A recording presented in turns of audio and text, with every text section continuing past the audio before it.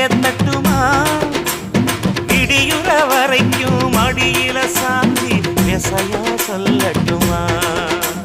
மாமே தரணும் சீரு ரெண்டு மாங்கா கட்டு தோடு நீ சிரிக்கிற தங்க தேரு ஓ தேவை என்ன கேளு